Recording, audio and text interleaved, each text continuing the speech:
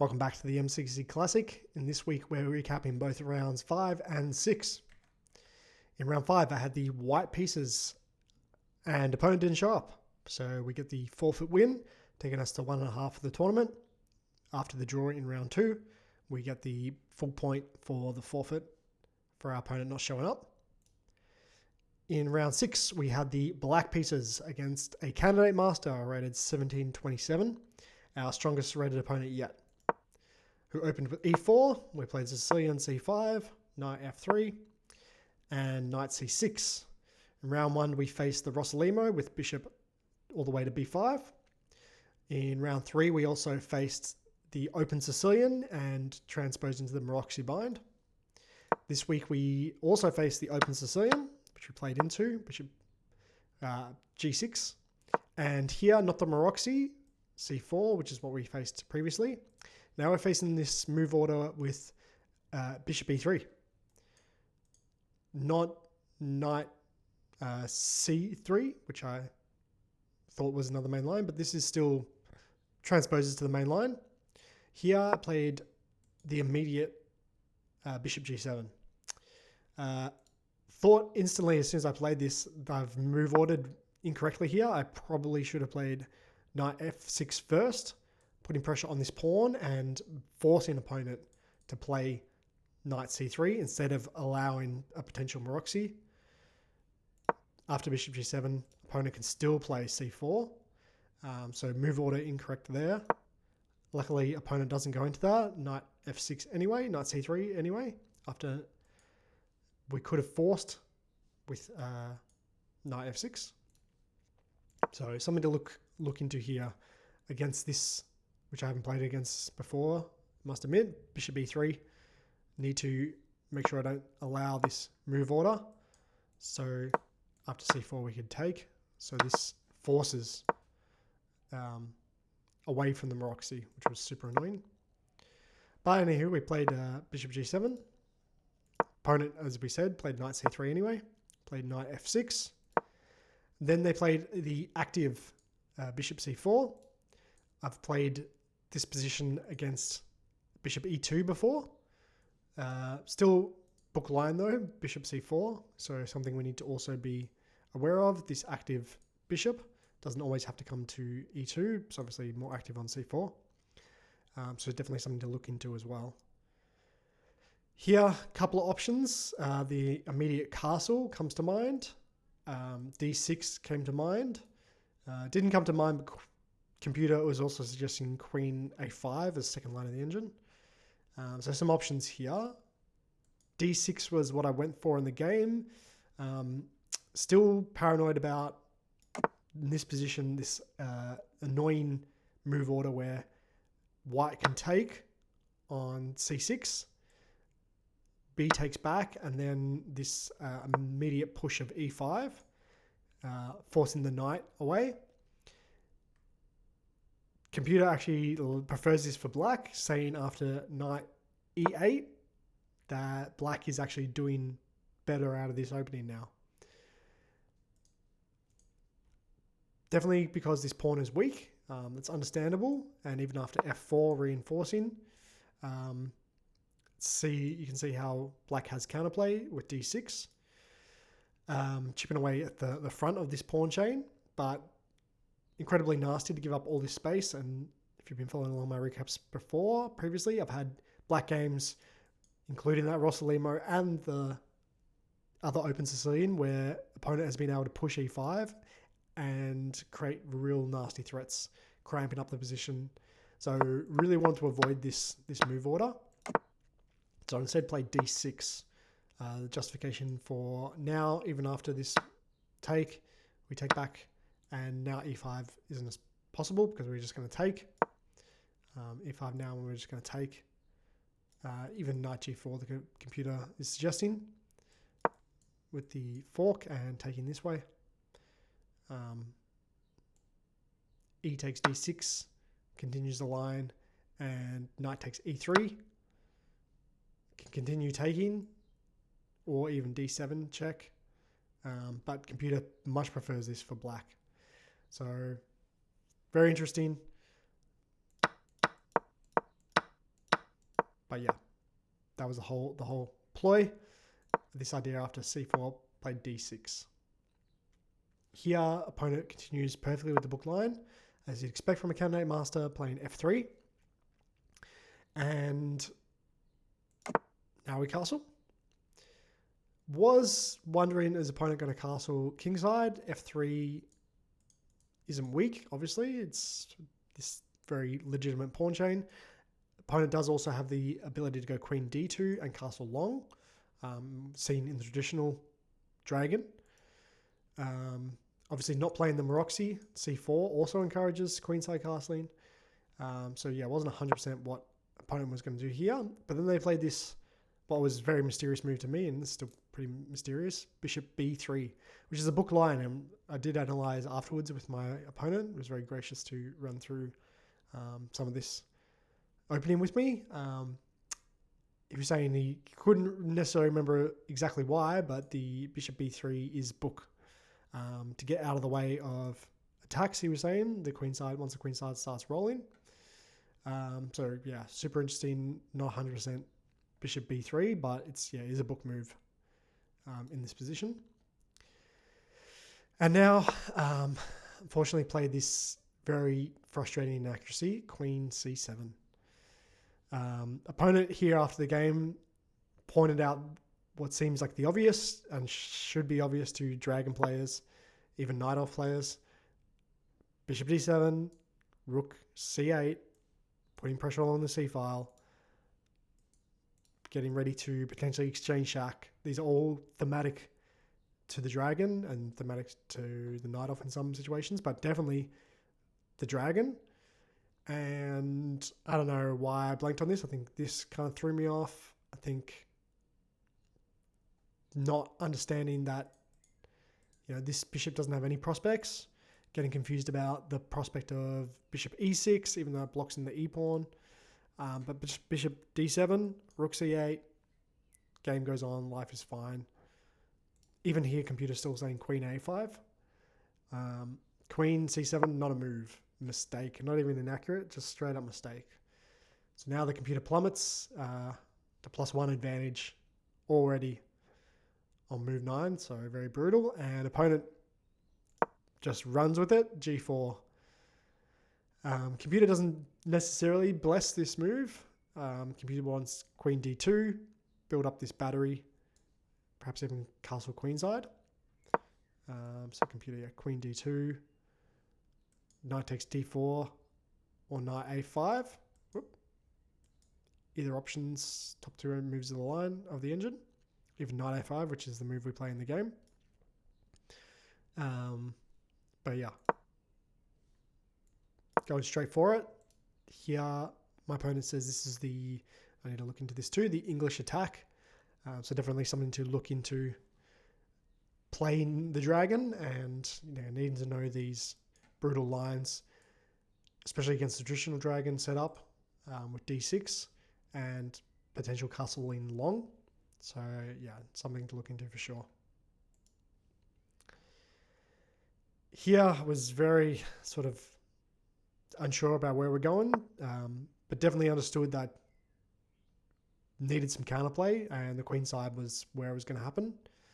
Unfortunately, though, as we already mentioned, this should be coming from the rook, putting pressure with the bishop, the dragon bishop, along the diagonal, along the c file. But all we have is knight, so pushing the knight even to the rim, with the purpose of starting to put some pressure onto this bishop. And I thought, well, if opponent takes back either way, castling long isn't going to be as appetizing, so let's go after this bishop, trade this bishop for the knight, get some counterplay if we can. Opponent totally unfazed, g5, which computer doesn't bless. Computer still shouting for queen d2, but obviously putting pressure on my position, starting to take a lot of space.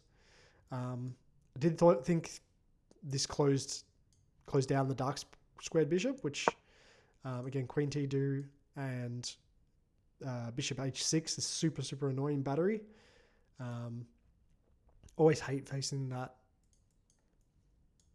lines where opponent takes the dark squared bishop or trades it off, and you have to just allow them to take back with the king, or even worse, sliding the rook across and the bishop back.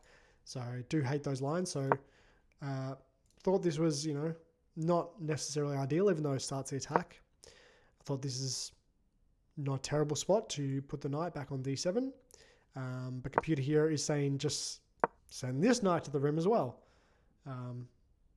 with prospects of potentially coming back in the future. I'm not sure how far into the future. It seems like this knight is going to be stuck here for a bit, but perhaps this also closes down the h file. Obviously, play is going to come on the king side for white, so yeah, maybe this is not the worst thing this knight can be doing, just shutting down the h file. But I thought this knight needed to re-enter the game in the future, so yeah, knight d7 was going to be the jumping off point for this knight. Here, opponent knight d5. As soon as I played queen c7, I thought this was coming sooner, to be honest. Queen c7, just a terrible spot for this queen. It's definitely not where it wants to be. Obviously, in some lines with the queen b6, I guess this bishop is shutting down all of that play, the queen b6 lines, but again, also the computer was screaming queen a5 for so long as well. Now the queen is just banished back to d8. This is given a great move by the computer because it's the only move in the position, but the queen's hanging, obviously, it's the only move. Queen b8 does nothing, doesn't protect this pawn that also gets attacked on e7. So now opponent plays this queen d2. The queen e2 apparently is now the move, but queen d2 seems logical to me, getting this battery set up, even though this g-pawn is closing down that diagonal. We go ahead and finally take, but computer here saying e6, kick out this knight, this is the time. So a takes b3, we keep jumping in now with this knight, potentially trying to put some pressure on here. Did dream of a world where we had the fork against the king and the queen, from the knight jumping in. So I was calculating in the game potential bishop takes, this idea of bishop takes, if we could potentially get the knight in here, but this did seem particularly scary considering that we're giving away the dark squared bishop, which is the defender of our position, the only real defender of our position right now. Giving that away to either the dark squared bishop, which is now uncontested along this whole diagonal. And now opponent can just move the queen and reinforce his pawn. So yeah, obviously not the way to go. I guess here opponent can even take with the queen, and that seems terrifying as well. But computer saying bishop takes is the better move out of those two. So yeah, not a line to play against a candidate master, so obviously didn't go for this. Instead just went for the immediate knight e5, trying to reposition. But again, computer saying e6, get this knight out of here. King f2 played by opponent. Computer saying just go for it, h4 straight through. Logical, try to get this kingside attack rolling. I guess also trying to reinforce the pawn with the king and getting the rooks active. I thought also this is pretty logical. The rooks are going to swing at any point. Obviously not castling anymore, but yeah, it seemed logical to me. King's pretty safe in the center. Finally played e6, and again, opponent saying not the right time now. Now it's bishop e6 is the time. So yeah, lots of subtlety in this position. I did think about also this idea of getting the bishop out previously, but obviously this is just kicked away by the king. It's not going to be a very pleasant home for the bishop on h3. It's just going to get kicked out potentially by the king straight away. So again, also thought that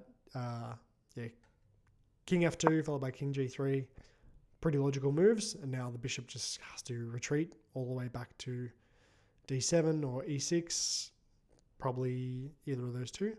So just a waste of a tempo. Bringing the king doesn't do anything for the position. So yeah, instead e6, finally kicking this knight away, but now creating holes in our own position. So Also why the bishop is the proper choice. Now this knight doesn't have this juicy square to jump into. Now this is just blundering a knight. So again, subtleties in the position. The next level of my positional thinking, I think, really has to come from these weak squares coming from pawn pushes. Like, this game has another fatal pawn push in it that creates weak squares. So I think definitely in 2, I got to keep eyes on this idea of push a pawn, stops defending something. And it's not just defending pieces, it's defending squares as well. So here, after e6, opponent drives in knight f6 with the check. Here, starting to tilt myself, thinking, if I'm taking here, I'm not winning anything. I'm just going to get this bishop's coming in. Seems like a terrifying prospect to give up the dark squared bishop, takes back, and then we take with the queen. And now the bishop's coming in either to attack the queen or even coming in to attack the rook, even though the rook can just move. But this seems like queen's getting trapped even. The prospect of having to go backwards to g7 or h8 seemed filthy. g7 doesn't work anyway because it's just a skewer. So terrible move there. Queen h8 doesn't feel great. So yeah, avoiding all that. Computer has a filthy move here. This is saying after we take and bishop comes, that we have knight d3 check. Trying to deflect. But that's wild. Interfering with the queen or removing the defender. So filthy tactics from the computer. Here, if queen takes, we take the bishop. And black is even winning in this position. Or here, interfere, the pawn takes, and now we take the knight with check. So that's beautiful. Did not see that. Beautiful tactics from the computer. So just want to have a look at that again. So this sequence: bishop takes, pawn takes, queen takes. If the bishop attacks, we have this crazy check. Gotta always look for checks. I don't know how many times Gotham says it, but always look for checks. Calculating this though, this many player ahead, that the queen, if queen takes, it's a removal of the guard, and if pawn takes, it's interference. Is just, yeah, a bit above my pay scale at 1400. So instead we played king h8, trying to avoid all of that. King h8, mistake though, obviously going down that line, computer saying it's zeros, but king h8 maintains the 1 point advantage for white. Here comes h4, best move, starting to try and rip open the position. Knight d7 seemed like the only viable option, trying to kick this knight out and get some space back. Computer saying h5 is the way. Was terrified of en passant though here, but this is a blunder because this removes the defender. So yeah, probably definitely should have seen that as well. En passant is not the way. So after h5, we have computer saying rook a1 or even bishop f4, trying to kick away the knight. Knight d7 back anyway. Dropping another pawn though. But yeah, subtleties of the position. Knight d7 was the move though, so coming back, trying to kick out the knight that way. Knight g4, the best move, keeping the knight as an attacker and trying to keep the forward momentum of the kingside pawns. And here, under tilt pressure, not time pressure, tilt pressure, f5 played, trying to keep pushing white out of the territory, trying to open up, get some pieces rolling, and get the position untangled. As I keep finding myself with lack of space and trying to have to untangle, but this is absolutely not the way. This, again, these pawn pushes that weaken squares, and this is even worse because it just removes a complete defender. Knight takes e6. Tilt was very much live and well here. Must admit, I came into this game tilted. I was tilted from last week for the forfeit. Trying to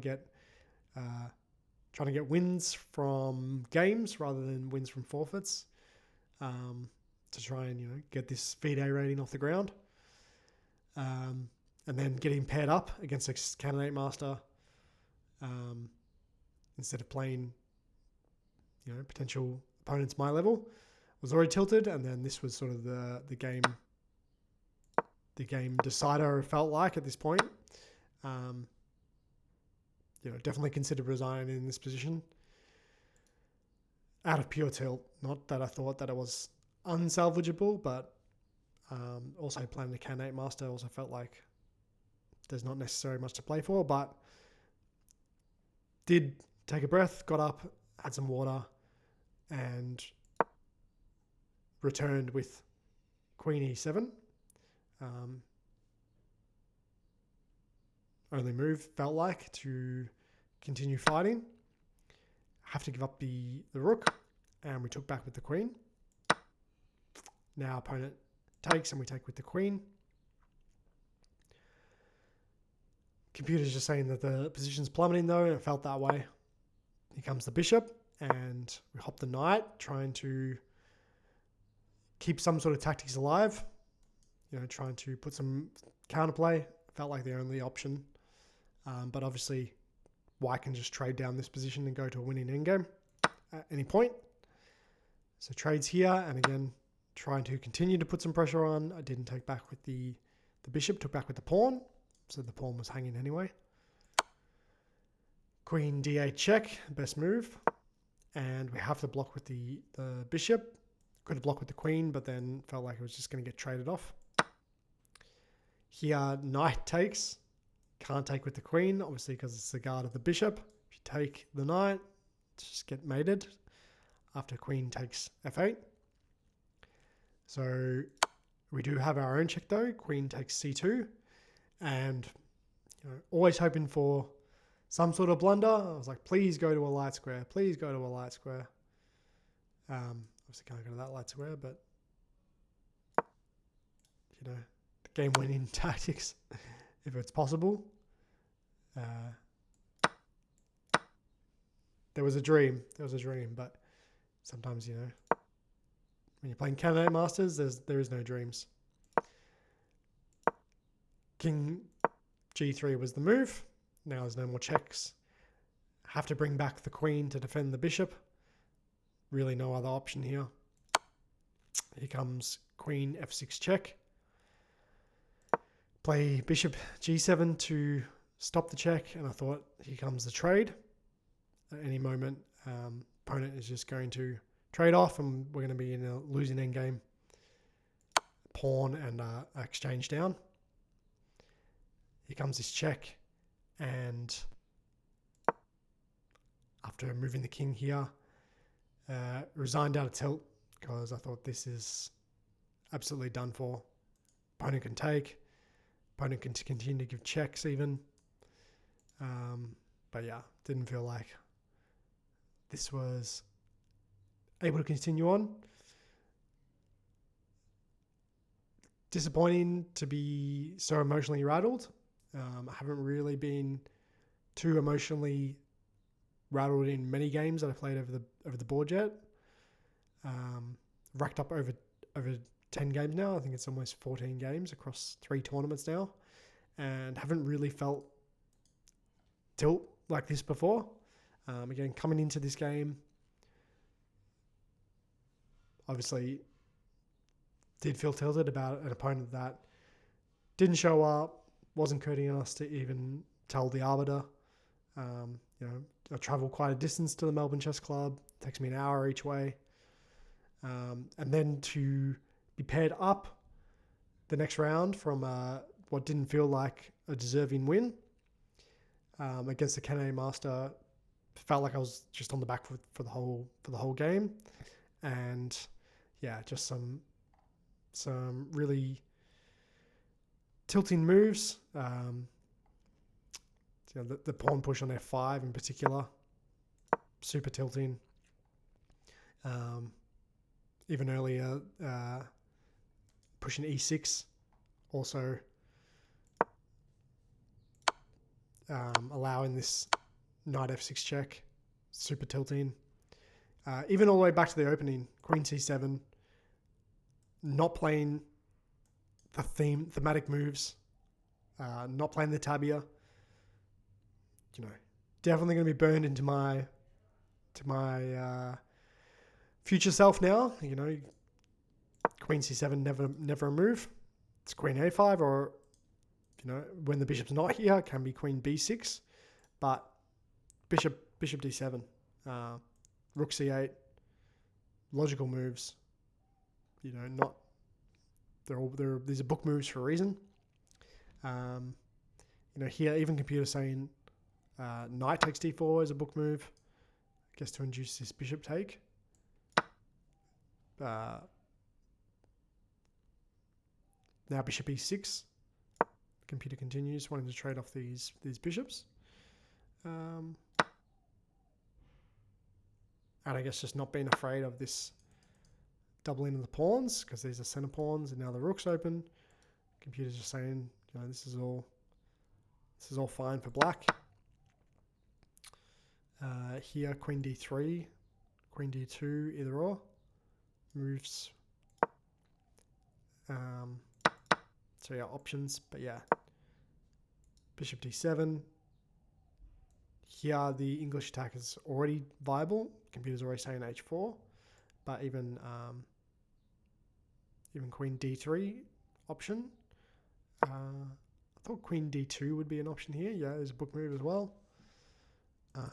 Now computer's saying you definitely have to take, I guess, to try and throw one of these pieces off. But again, great to know, like that, bishop takes D4, at least you don't get stuck into this having to trade off your dark squared bishop. So again, more to know from this opening. And now even B5, just starting the expansion, which seems wild as well. B5, A4, or knight D5. Knight D5, and we're just trading off maybe. Knight takes D4, bishop takes, king takes, and then queen takes, or E takes. Either or, queen takes. I mean, yeah, it doesn't feel great to not have the dark squared bishop, but computer's just saying this is all equals anyway. So definitely some more options out of this opening. Queen D2, not the only option. I guess castle is an option. Not what the computer wants though. And then here, now Queen C7 is an option apparently.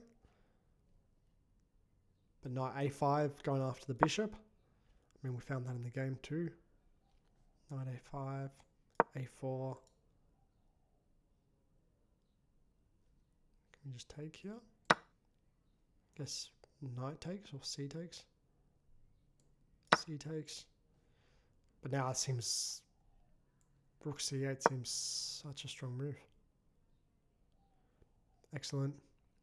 So yeah, thematic moves. All logical.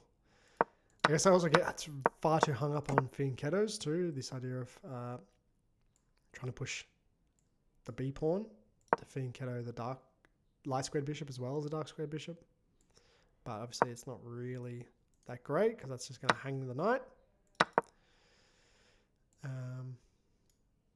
Maybe take, bishop takes, and then we play B6. Still not accurate, but yeah. So theory's theory for a reason. D7, bishop D7, definitely the move to take on to the future games. So yeah, a couple of takeaways from here. Got to try and combat this tilt. There's part of the game, it's a psychological game as well as a active game, so definitely got to fight the tilt. Got to start looking at weaknesses of squares. I've been looking for these center breaks. Playing D6, trying to stop these center breaks, but also allowing other pieces to come closer to my position, like this knight F6 check. After pushing E6, giving up control of F6, these things I need to take onto the future games. So, yeah, lots to be learned here from this game, a lot to take away, and a lot to keep working on for the future. FIDE rating came through today, though. It's October 1st here in Melbourne, and we're 1439. So proud of that.